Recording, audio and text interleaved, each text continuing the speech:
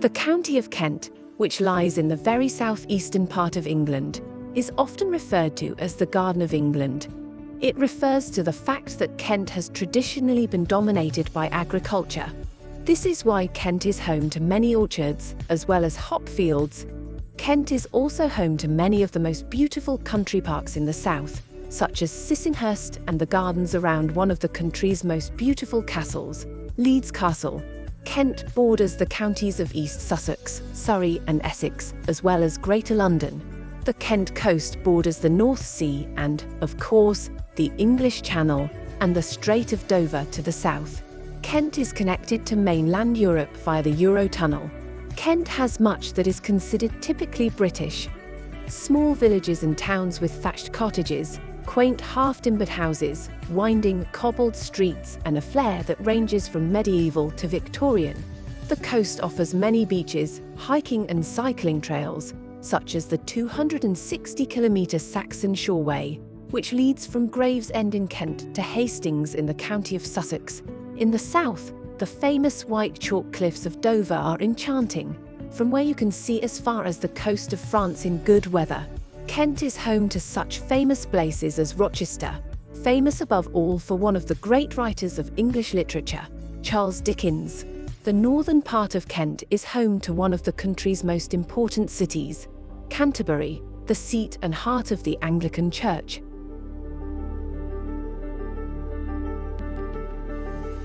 If you like this video, please support the Travel Owl channel with a like, comment, or a subscription.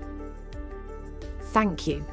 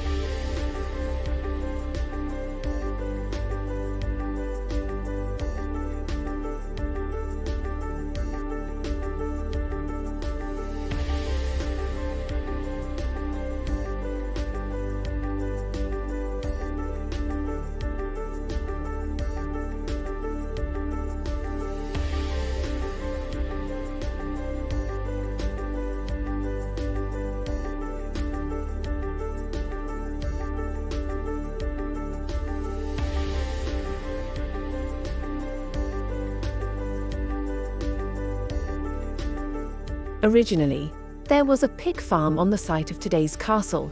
After the Saxon farming family with the name de Sissinghurst became somewhat prosperous, a first small manor house with a moat was built here, of which nothing remains today. A magnificent Renaissance-style house was built on the same site in the late 16th century.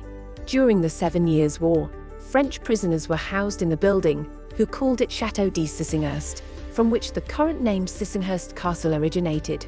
In 1930, the poet Vita Sackville West bought the estate and began to redesign the garden. She was assisted by her husband Harold Nicholson, a diplomat and writer. Harold's architectural planning of the garden spaces and Vita's colourful, lush planting of the gardens reflect the romance and intimacy of her poems and writings. Take your time and stroll through the individual garden rooms at your leisure. The legendary White Garden is particularly impressive, and from the garden tower you have a wonderful view of the surrounding grounds.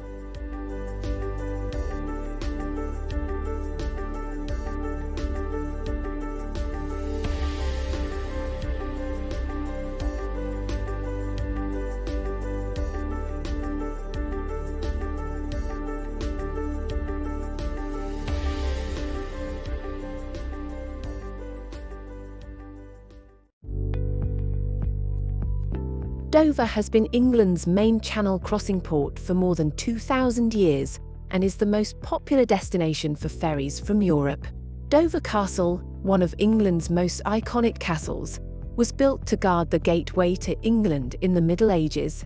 The White Cliffs of Dover are one of England's most spectacular natural features and an official symbol of Britain.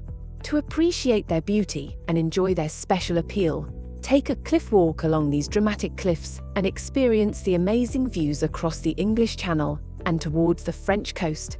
At the National Trust Visitor Centre, you can learn more about the area, its history, and the rare flora and fauna that thrive on the chalky grassland. From whichever direction you approach Dover, the castle looms over the town. It is a medieval castle that watched over the English Channel for 9 centuries. It's great for a family day out. Step inside the Great Tower and be transported back to a medieval palace. Explore the secret Napoleonic underground tunnels that were used as an infirmary during the Second World War. There is much to see at Dover Castle, now owned by English Heritage.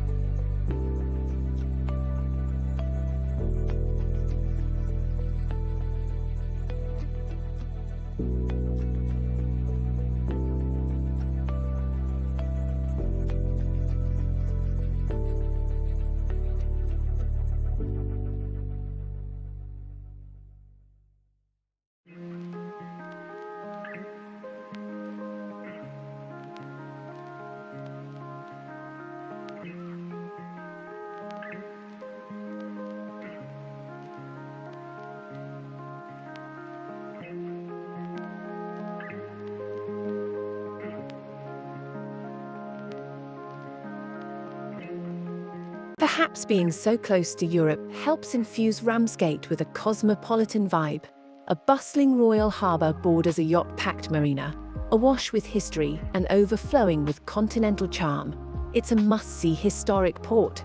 South-facing Ramsgate is proud of its status as England's only royal harbour and boasts its own meridian line.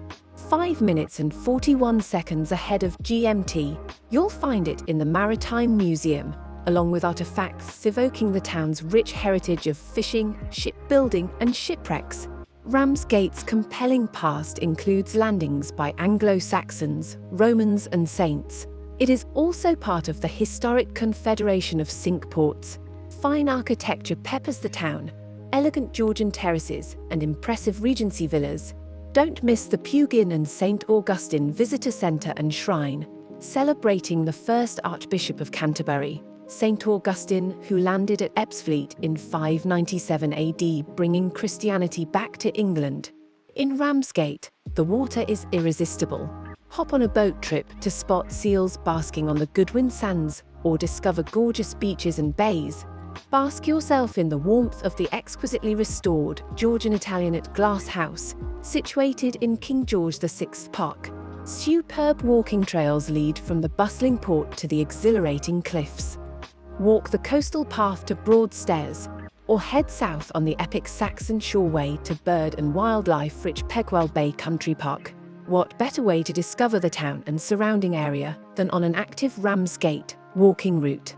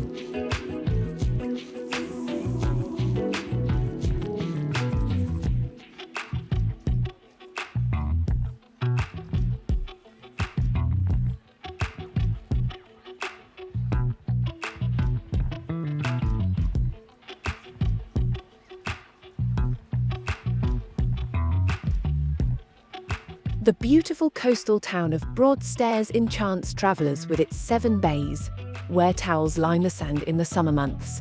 It is a little quieter in winter, but visiting the coast in the colder months has a charm all of its own. The fresh breeze that blows around your nose makes you forget the stress of everyday life. The 7 bays of Broadstairs offer something for everyone. Viking Bay is very central and very family-friendly. Joss Bay is great for surfers. Stone Bay is quieter. Louisa Bay has a small, cosy beach. Kingsgate Bay fascinates with its castle. Botany Bay has wonderful nature, and Dumpton Gap offers one of the best walking routes at low tide to Ramsgate. Kingsgate Bay was actually called St. Bartholomew's Gate until King Charles II changed the name in 1683. Kingsgate Castle, built in 1763 by Lord Holland, a British politician, is perched on the cliff and was used as a hotel until the 1950s. Today the castle is in private use. A steep staircase leads visitors to a quiet and secluded sandy cove below the walls, and the famous writer Charles Dickens was a frequent visitor to the small coastal town. He took advantage of the peace and quiet and the good sea air to write his novels and spend large parts of his summer vacations here.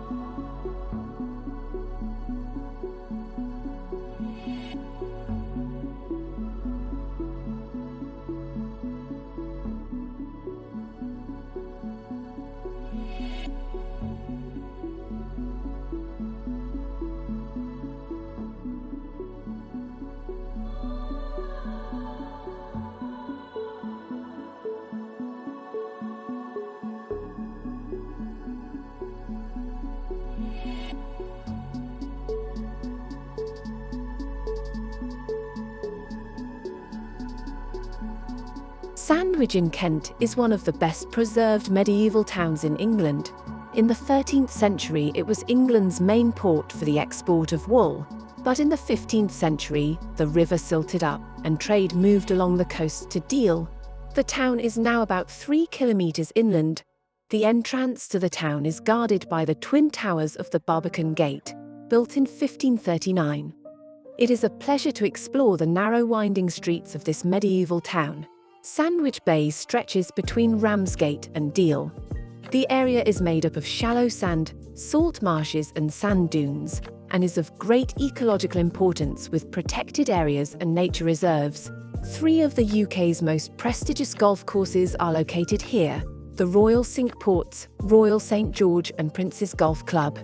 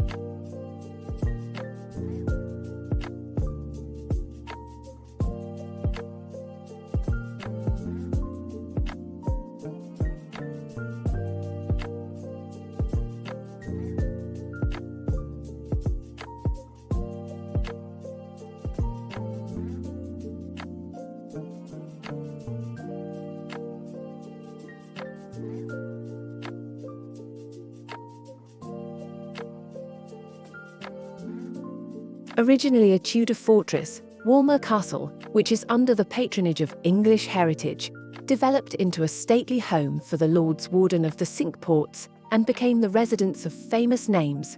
These included both the Duke of Wellington and Queen Mum. Inside, vivid exhibits from the Wellington collection shed light on his life and work. The original Wellington boots are certainly a highlight of the collection. Outside, visitors can enjoy 8 hectares of award-winning gardens, including the breathtaking Broad Walk and tranquil Queen Mother's Garden, as well as the Glen, a newly created former chalk quarry.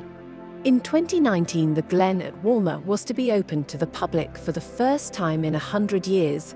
After an eventful visit, the Greenhouse Cafe in the beautiful setting of the kitchen garden or the Lord Warden's tea room invite you to relax with a refreshment or a delicious meal.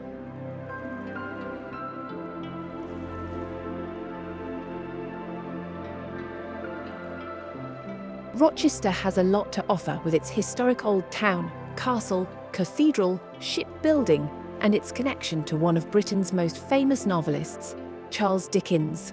Together with Chatham and Gillingham, the city forms the so-called Medway towns. This is because the River Medway winds its way through all 3, and it is almost impossible to tell where one town ends and the next begins. Rochester was founded by the Romans. With such a long history, it's easy to imagine that there are plenty of sights to discover in Rochester. The forerunner of the current cathedral was built in 604 AD. Rochester Cathedral, which stands on this site today, was built between 1080 and 1160, making it the second oldest cathedral in England. Rochester Castle is located directly opposite the cathedral. The castle, built by the Normans, has one of the highest castle keeps in the country. At 34 metres, it offers an excellent view of the city and its surroundings and, of course, of the River Medway, which flows to the east of the castle. If you take a look at the map, you will inevitably recognise the strategic importance of the town. It is therefore no wonder that Rochester has repeatedly been the target of enemy attacks throughout its history, most notably those of the Vikings. Defence was therefore the order of the day, and ships were built in the area for the first time in the 9th century. This heralded the era of shipbuilding on the Medway, which became so important for the development of Rochester, and indeed the Medway towns as a whole. This history can be traced at the historic port in Chatham, the historic dockyard Chatham.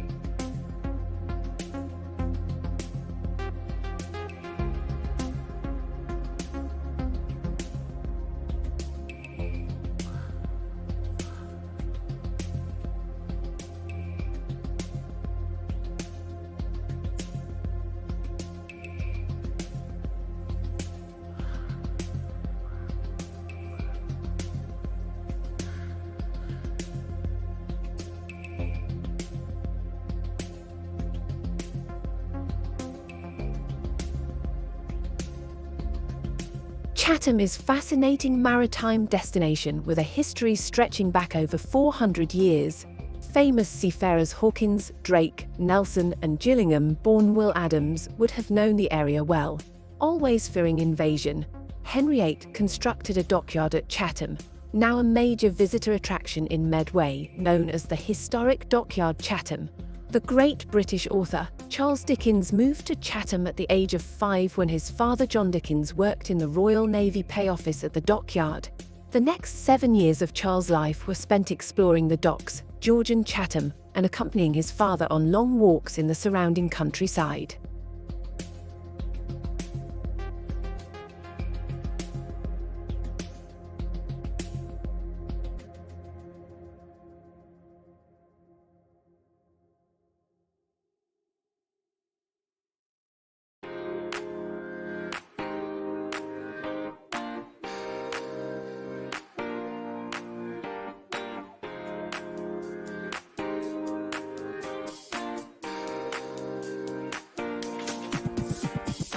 Royal Tunbridge Wells saw its origins as a spa town in 1606 when the healing springs were discovered by Lord North. News of the springs spread quickly, and visitors came from all over to soak in the waters.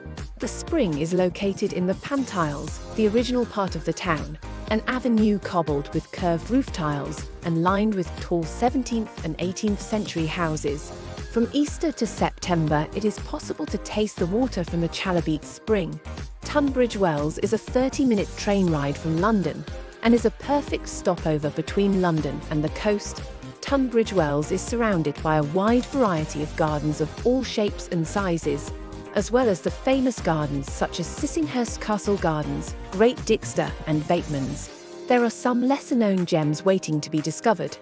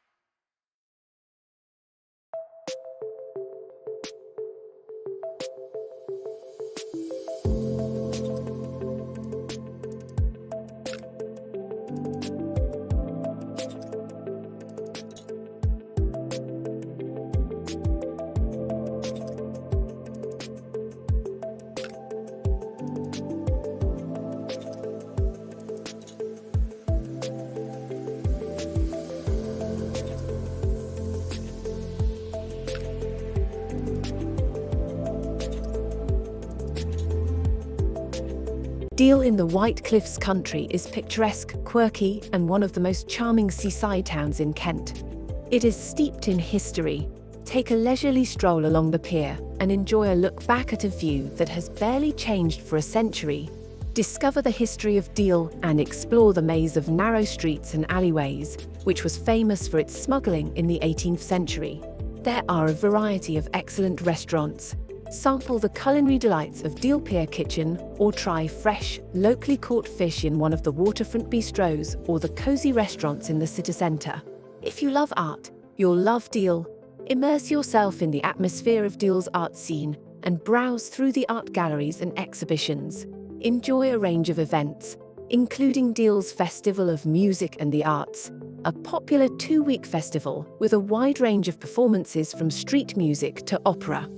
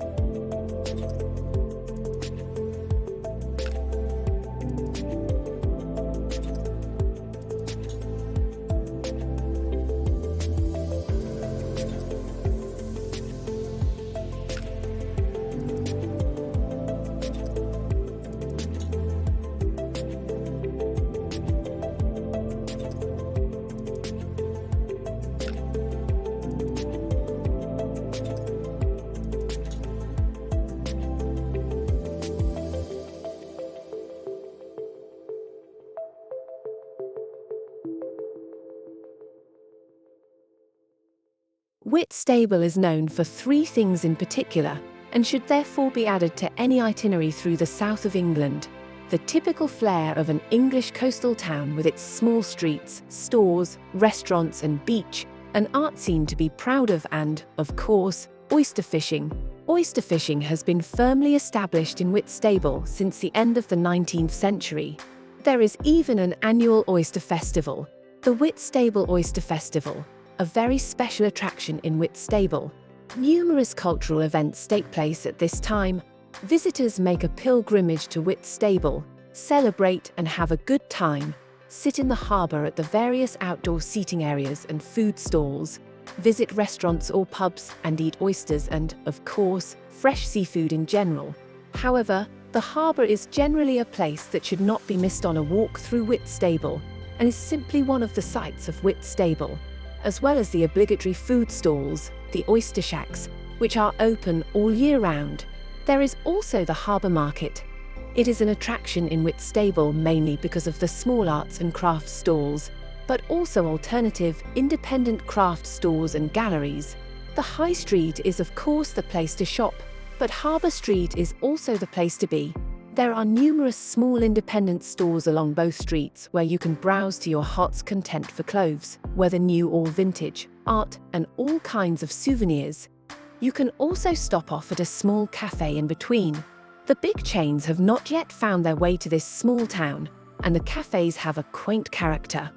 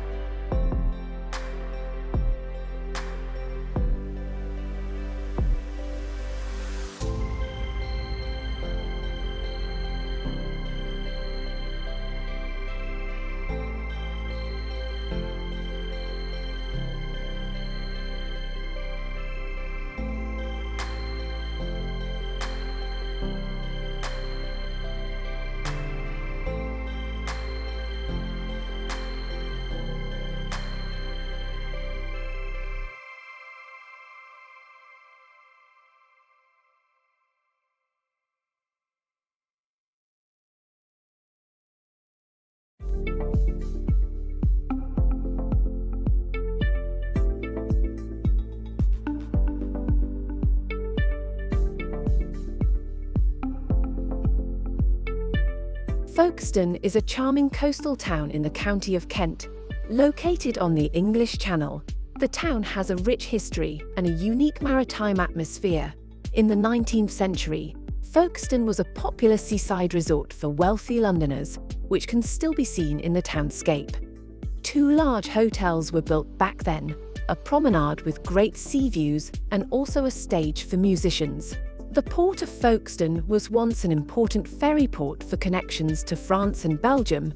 Today, the port is still active, but primarily for pleasure craft and water sports. The Lees is a beautiful promenade that stretches along the cliffs of Folkestone and offers a magnificent view of the English Channel. It is a popular place for walking. Folkestone has developed a burgeoning artistic scene in recent years, particularly through Creative Folkestone.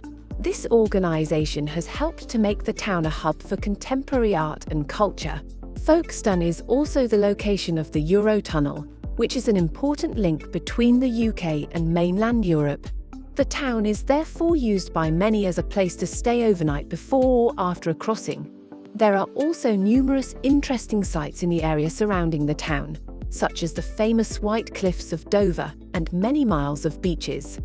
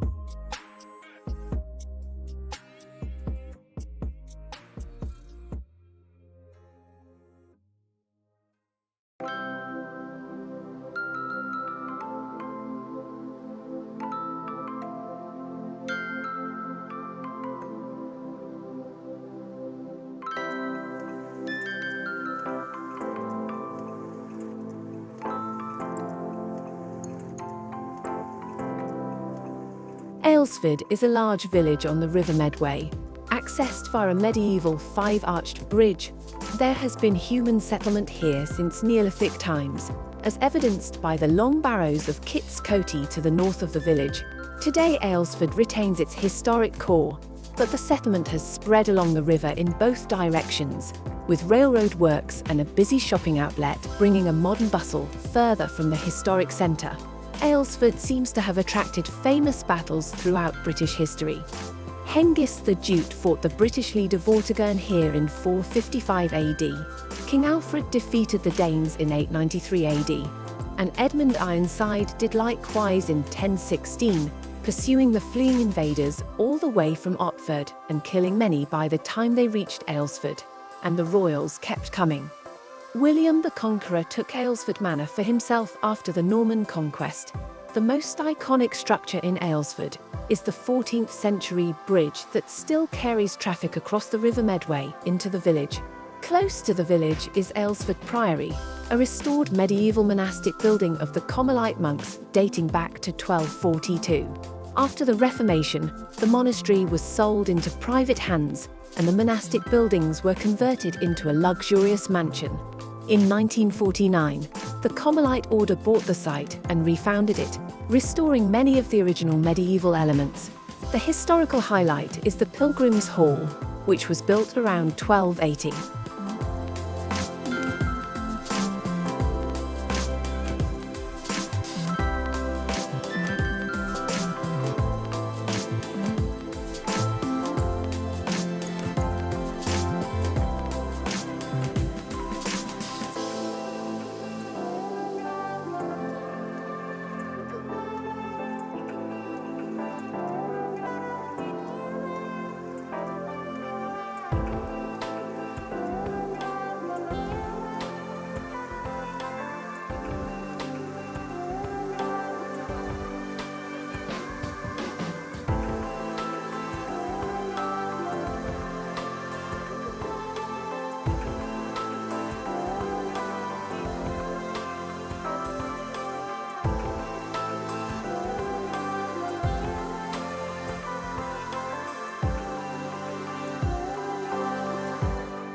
Nestling in the heart of the Weald of Kent, Tenterden, rich in history, has largely escaped much modern development and has consequently retained its charm. It has an attractive, broad tree-lined high street, brimming with interesting shops that have something for everyone. It is believed that the name Tenterden is derived from the Old English Tenet Warridan, which meant a clearing in the forest, belonging to the men of Thanet. Tenterden was an important wool trading centre in the 13th century and became prosperous. It is difficult to believe today that Tenterden had access to the sea at Small Hive, since the coastline has altered so much. Using the wood from the Wealden Forest as its source of timber, Small Hive was a centre for shipbuilding and produced wooden ships that were large for the time. In 1449, Tenterden was incorporated into the prestigious Federation of Cinque Ports, and was able to enjoy all the privilege and status which this position brought. Dating from the 12th century, the distinctive tower of the parish church of St Mildred can be seen from the High Street. To get an insight into the history of Tenterden, pay a visit to the local museum, which has exhibits spanning 1,000 years.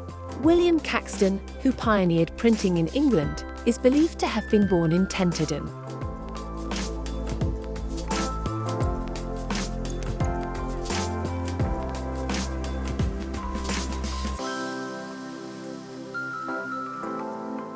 The house that can be seen today dates back to 1837, and the owner at the time, Edward Hussey III, had the house built from the sandstone of the old castle. The interior of the house is at least as magnificent. The wood panelling and some of the important furniture were specially designed for the house and give it a very special harmony. What particularly distinguished the Hussey family was their enormous passion for collecting. But it is precisely this that proves to be very fortunate for today's visitors. The condition for the National Trust to take over the house was that absolutely nothing could be removed or added.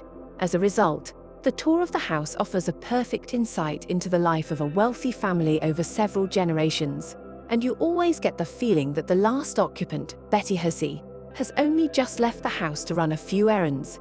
Afterwards, take a stroll in the picturesque garden and take some time to explore the beautiful woodland and parkland.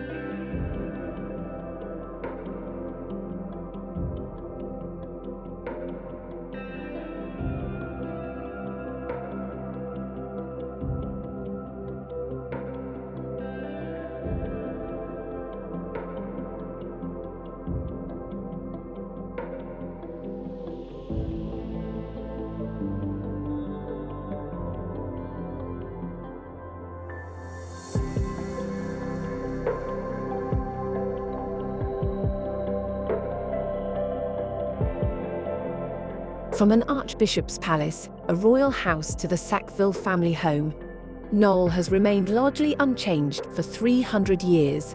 It was the birthplace of Vitus Sackville West and the setting for Virginia Woolf's novel Orlando.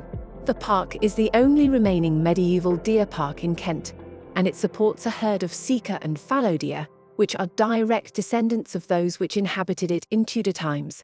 The park features several areas of rare and fragile anthills on acidic grasslands. These anthills reflect the long history of no ploughing or farming within the park, and generations of ants have lived in their ant villages for about 700 years. Wander through the park and discover the ice house. Listen out for the woodpeckers and admire the beauty of this timeless park, which has changed little since the early 17th century.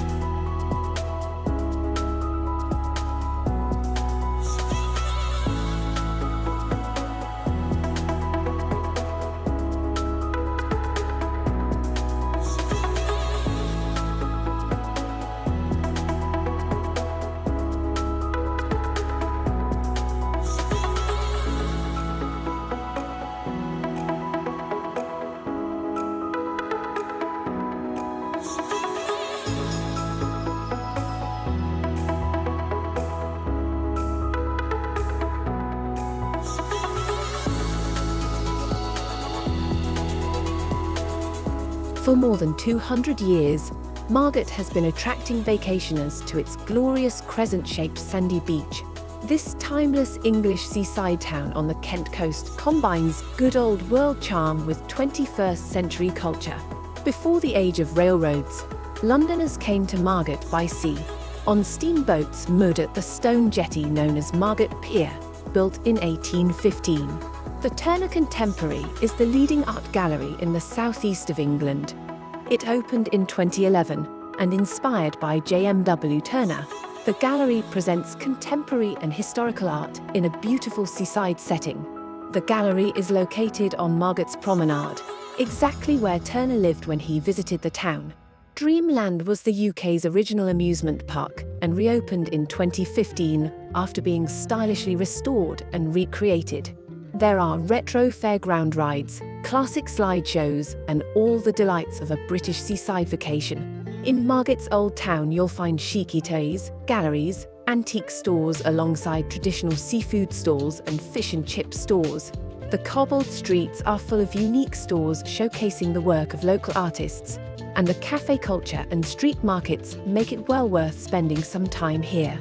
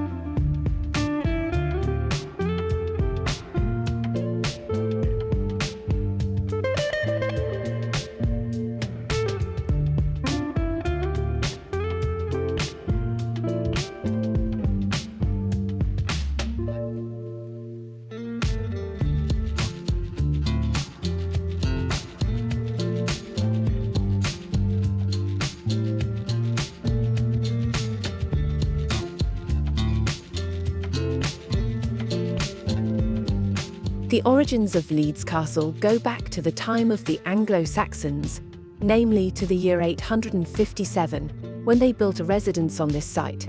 The Normans, who conquered England in 1066, then built a stone castle on this site for the first time. Over the next few centuries, the Normans expanded the castle and it became a royal residence when, in 1278, Edward I became the first ruler of the country to set up camp in the castle for a time with his wife Eleanor of Castile, as he bought the castle for her. In 1926, a new era in the castle's history began when it was purchased by Lady Bailey. She was a wealthy heiress who made it her mission to maintain Leeds Castle. She had the castle remodeled and collected antiques and works of art as well as birds in the aviaries in the garden.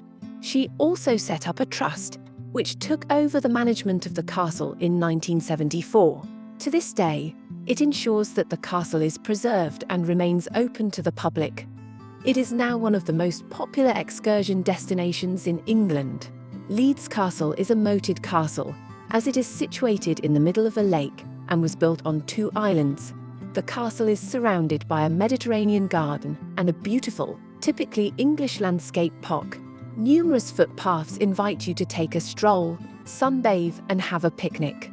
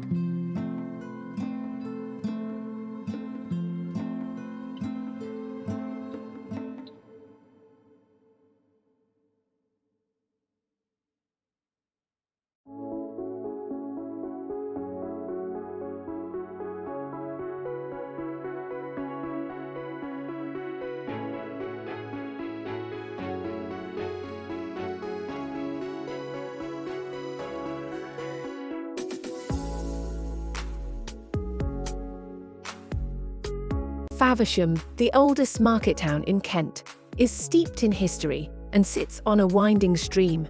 With an amazing selection of independent stores, fascinating sights, walks, and a reputation for good food, Faversham is the perfect place to relax and enjoy a short break.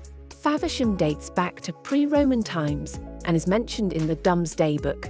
By 1900, after 400 years of manufacturing gunpowder for famous battles such as Trafalgar and Waterloo, Faversham had become the centre of the British explosives industry. Over 400 listed buildings bear witness to Faversham's industrial past and make the town a must-see on any historical tour. Much of the area to the south of Faversham lies within the North Downs area of outstanding natural beauty, while to the north are nature reserves and sites of special scientific interest. The market town of Faversham is Kent's enchanting destination for day walks and walking vacations, offering the chance to enjoy good food and drink while admiring some of the county's most beautiful scenery. Regular and popular events in Faversham continue to delight visitors who succumb to the charms of this Kent town. Secret Gardens, Open House, Faversham Hop Festival, and Carnival, to name but a few.